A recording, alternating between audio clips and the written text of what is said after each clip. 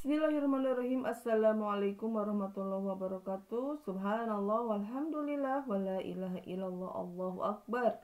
Allahumma salli ala Sayyidina Muhammad wa ala ahli Sayyidina Muhammad. Sahabat Kolbun Salim Rislah Samawa dimanapun kalian berada, pada kali ini saya akan memberikan ilmu tentang sedekah adalah bukti iman dan kepedulian sosial ya. Nah, bersedekah merupakan aktivitas seorang muslim yang memiliki sifat utama. Bahkan ketinggian derajatnya pun dapat ditentukan oleh sebesar dan sejauh mana dirinya memiliki kepedulian dan kepekaan sosial ya terhadap muslim lainnya. Sedekah juga merupakan indikasi kebenaran iman seseorang, sebagaimana sabda Rasulullah Shallallahu Alaihi Wasallam, sedekah merupakan bukti keimanan. Hadis riwayat Muslim ya. Sebagai seorang muslim memang sudah seharusnya saling memperhatikan dan mengayomi antara satu dengan yang lainnya. Muslim yang peka dan menyadari bahwa dirinya tidak bisa hidup sendiri ya, akan terus melakukan perbaikan dan memperbanyak silaturahmi dengan orang-orang yang ada di sekitarnya sebagai bentuk interaksi agar tercipta komunikasi sehingga bisa saling menghargai serta menghormati ya. Nah, itu ya hikmah dari silaturahmi. Sungguh betapa sangat bahagia dalam hidup ini apabila di antara kita bisa menempatkan setiap varian hidup ini sebagai bahan untuk merenung dan berpikir. Varian yang ada dalam hidup ini menunjukkan bahwa hidup bukan sekedar perputaran antara siang dan malam ya, tanpa ada sesuatu yang didapatkan darinya jika kita benar-benar mampu memahami hidup ini, dan setiap varian dalam hidup ini mampu membawa kita kepada kehidupan yang membangun menuju ke arah yang lebih baik dari kelakuan hidup dan tingkatan keimanan. Niscaya hidup akan terasa lebih nikmat ya. Nah, ketika kita antara satu dengan yang lainnya saling menghargai, saling menghormati, hidup akan menjadi terjalin komunikasi yang begitu harmonis ya. Karena dengan saling memberi, saling memperhatikan, saling menghargai, insya Allah kehidupan akan selaras dengan keinginan masing-masing ya. Tetapi kalau kita di kehidupan kita saling membenci, saling menghina ya, itu tidak akan ada keharmonisan ya, apalagi membenci, membentak atau marah-marah juga sama ya. Orang tidak mau dimarahin ya. Orang suka marah-marah, tidak disukai oleh siapapun ya. Nah, sebagai seorang manusia kita berarti kenapa Allah memberikan pahalanya surga ketika kita bisa mengendalikan amarah? Karena dengan marah seseorang tidak akan sakit hati ya, dengan emosional yang meluap-luap. Tidak akan ada yang suka dengan orang pemarah ya, dan tidak akan ada kenyamanan dengan orang yang suka marah-marah. Karena marah itu adalah suatu akhlak yang tidak baik ya. Orang tidak akan suka dimarahin ya, sahabat-sahabatku semuanya. Makanya kita harus kendalikan emosi kita, walaupun itu sekalipun tidak enak sekali untuk kita terima ya, sahabatku semuanya. Ketika kita emosionalnya terlalu tinggi, jangankan Allah Subhanahu wa taala ya, ketika kita sesama makhluk Allah, ketika kita berdekatan dengan orang pemarah, itu tidak nyaman sekali ya sahabatku semuanya, tidak enak untuk berkomunikasi. Tetapi ketika kita bisa mengendalikan marah kita, tidak emosional, kita enak sekali bergaul dengan orang-orang yang bisa mengendalikan amarahnya ya. Nah, makanya yuk kita belajar sahabat-sahabatku semuanya bagaimana cara mengolah tidak emosional, tidak marah ya. Jadi setiap hari pastilah ada persoalan ya. Mau dengan anak, mau dengan pasangan, atau mau dengan kerabat, atau dengan rekan kerja, atau dengan bertetangga, dengan orang tua, dengan mertua, dengan keponakan, dengan siapapun ya.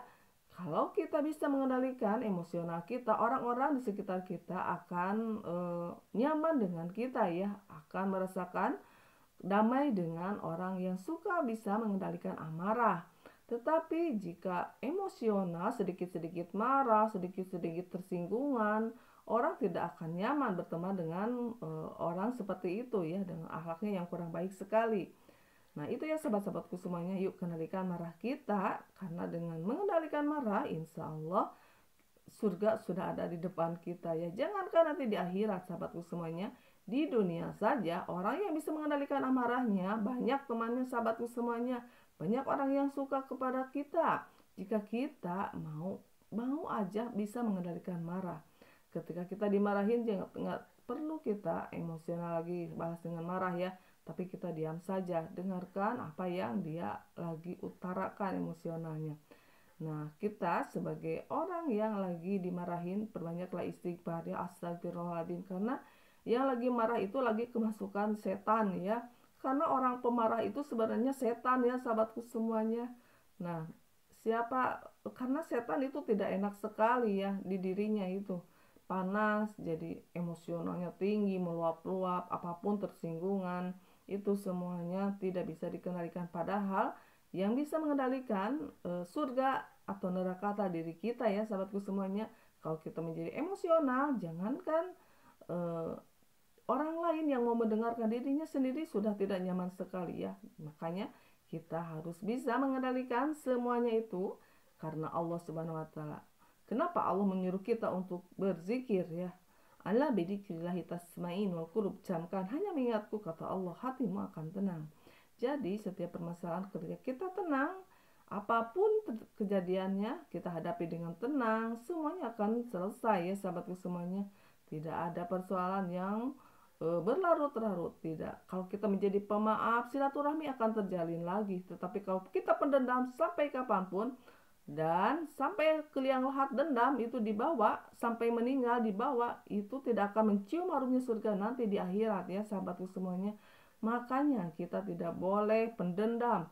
Kita harus mau memaafkan kesalahan-kesalahan orang lain, siapapun yang sudah dolim kepada kita. Kita harus mau memaafkan mereka ya. Sebelum mereka meminta maaf kepada kita harus menjadi pemaaf ya tentunya. Karena makin kita memaafkan kesalahan orang, hati kita akan legowo sahabatku semuanya. Tidak ada dongkol, tidak ada kesal, tidak ada kebencian ketika kita menjadi pemaaf. Tetapi ketika kita pendendam, sedikit-sedikit marah, sedikit-sedikit kesinggungan, sedikit-sedikit menjadi emosional yang sangat meluap, orang tidak akan pernah senang berdekatan dengan akhlak yang seperti itu. Kenapa Rasulullah SAW diutus oleh Allah Subhanahu Wa Taala ke muka bumi ini, yaitu untuk menyempurnakan akhlak ya.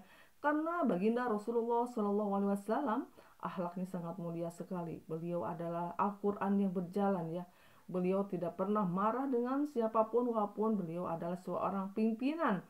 Dia mau dibully, mau disakiti, dia tetap memaafkan kesalahan-kesalahan mereka dan selalu peduli dengan sesama di sekitar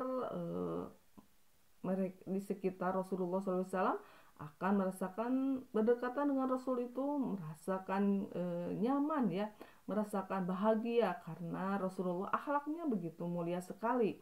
Rasulullah selalu memberi bantuan kepada orang lain yang membutuhkan. Rasulullah tidak pernah ada negative thinking, pikiran yang negatif kepada orang, enggak. Karena ketika pikiran itu negatif tersebut, itu suatu saat akan terjadi ya, jangan ya.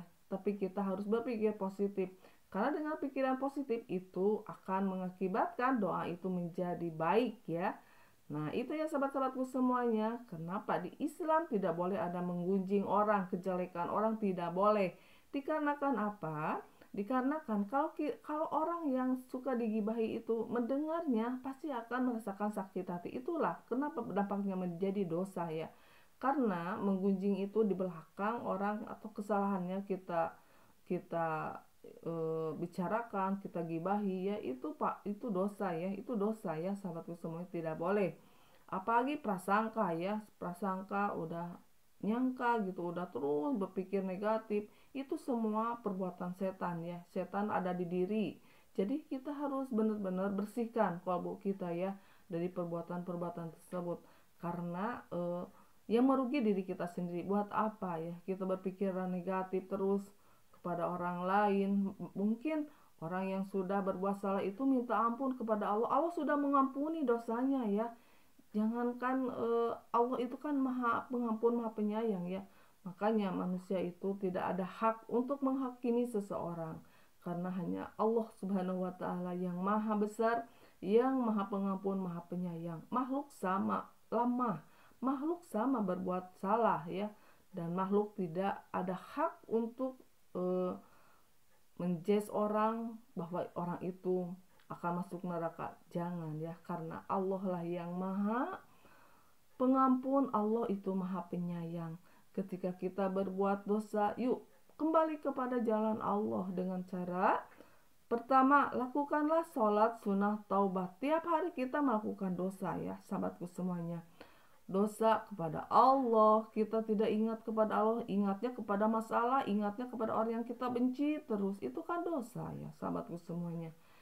Yuk kita tidak melalaikan sholat, tidak mau bersilaturahmi kepada orang tua, itu teh dosa ya, sahabatku semua. Semuanya itu dosa.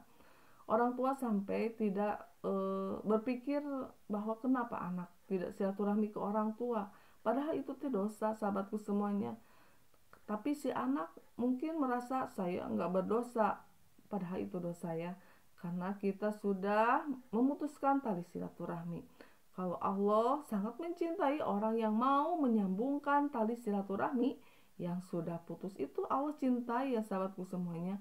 Jadi bukan sholat saja ya, sholat atau berzikir saja bukan, tapi kita mau bersilaturahmi kepada orang tua, kepada sanak saudara, itu sama. Allah sangat mencintai orang-orang yang mau menyambungkan tali silaturahmi. Allah sangat mencintai orang-orang yang mau berbuat baik kepada sesama.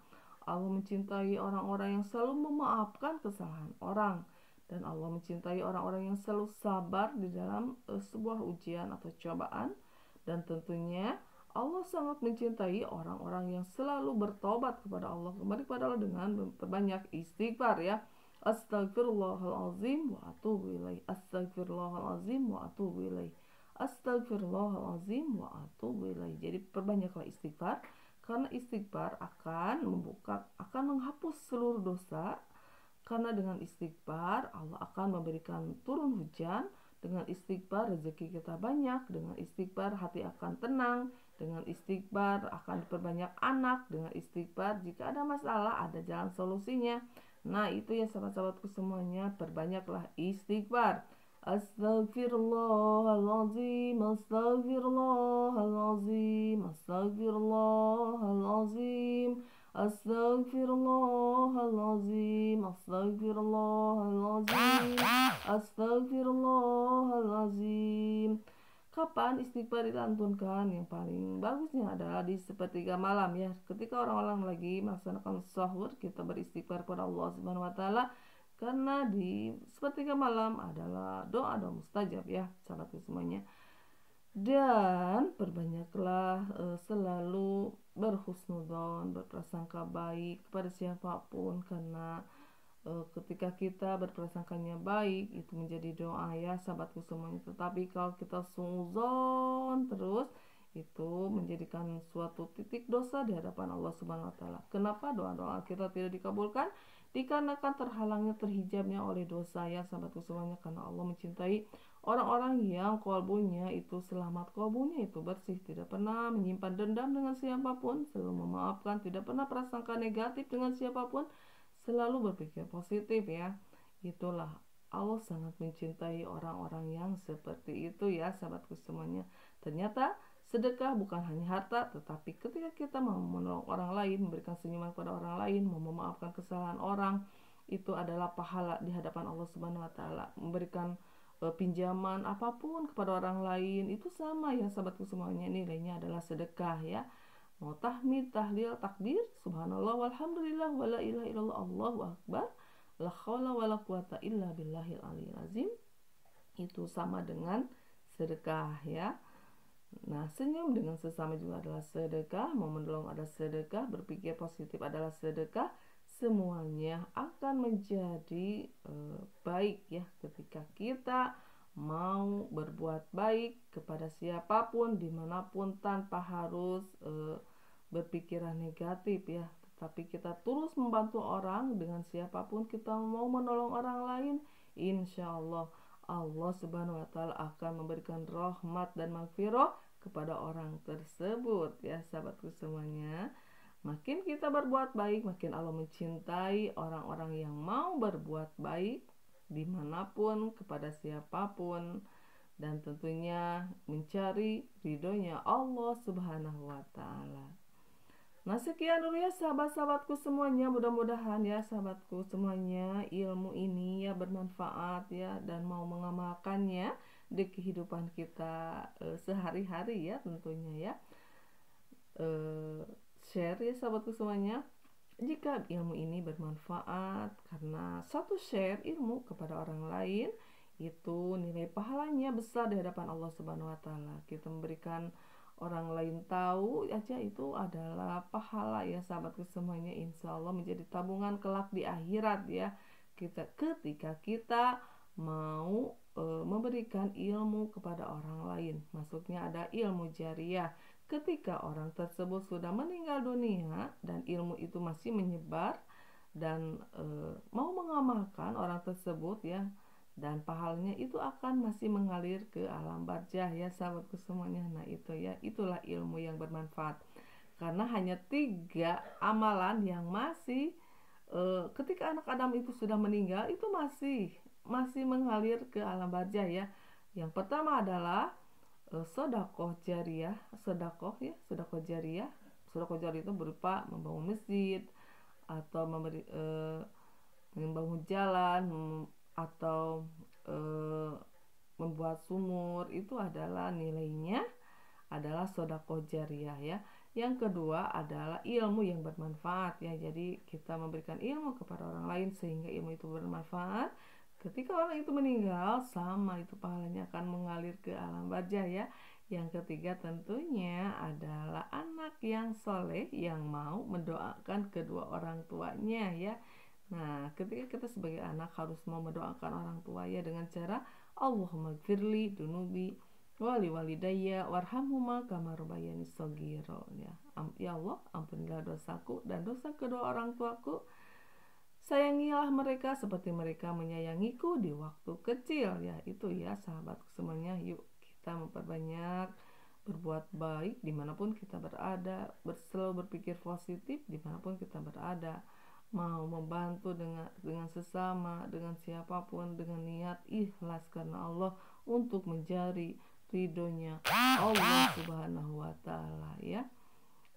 Nah, mudah-mudahan ya sahabatku semuanya kita diberi taufik dan hidayah oleh Allah Subhanahu wa Ta'ala, dan Allah mengampuni seluruh dosa kita semuanya, dan kelak di akhirat menjadi penghuni surganya Allah Subhanahu wa Ta'ala.